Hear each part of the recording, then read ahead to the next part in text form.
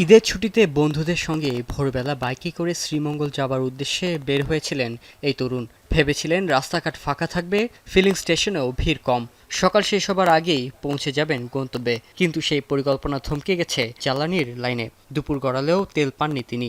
5 ঘন্টার মতো বসে আছি, এখন পর্যন্ত ভিতরে ঢুকতে পারি না। আবার একটু পর বলা হচ্ছে যে কোনো সময় শেষ হয়ে যেতে পারে, মানে এটা একটা লটারির মতো আসতেছে। বাট মানে এইভাবে যদি আসলে আমাদের ভোগান্তি হয়, তাহলে এই ভোগান্তি শেষ কোথায়? যুদ্ধ পরিস্থিতিতে জ্বালানি সংকটের সঙ্গে যুক্ত হয়েছে ঈদের ছুটির প্রভাব।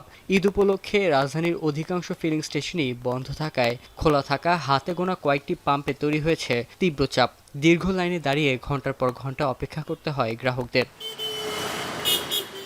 তেজগাঁয়ের ট্রাস্ট ফিলিং স্টেশন খোলা থাকায় সকাল থেকেই সেখানে দেখা যায় দীর্ঘ লাইন, যা বিজয় সরণি থেকে মহাখালী পর্যন্ত চলে যায়। তবে চাহিদার তুলনায় সরবরাহ কম থাকায় এক পর্যায়ে সেখানেও জ্বালানি দেয়া বন্ধ হয়ে যায়।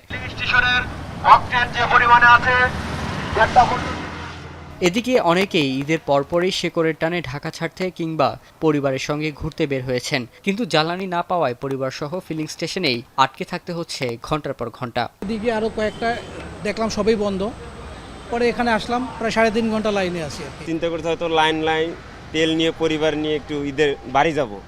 এখন আসছি সে সকাল 8:30টার সময়, আর এখন বাজে 11:30। ব্রাহ্মণবাড়িয়া যেতে আমার 1.5 ঘন্টা সময় লাগে ম্যাক্সিমাম, বাট আমি এখন দাঁড়িয়ে আছি প্রায় 2.5 ঘন্টার মতো। ঠিক 9টার সময় আসলাম, একদম ট্রাস্টের ওই কর্নার থেকে শুরু করে এখানে আসতে আমার লাগছে প্রায় 3 থেকে 4 ঘন্টার মতো। পোস্ট অফ যাচ্ছে সিনারিও এক জায়গায়, যে তারা বলছে যে এই মুহূর্তে তাদের রিজার্ভটা নেই। যে কোনো কেউ অসুস্থ হইতে পারে, একটা দুর্ঘটনা হইতে পারে, যার কারণে তেলটা আমরা লোড করে রাখতেছি আর কি।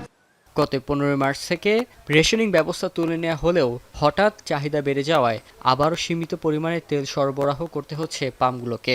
মালিকরা বলছেন চাহিদার তুলনায় এখনও পর্যাপ্ত জ্বালানি সরবরাহ করা হচ্ছে না। শাহরিয়ার জামান পুলক, এখন, ঢাকা।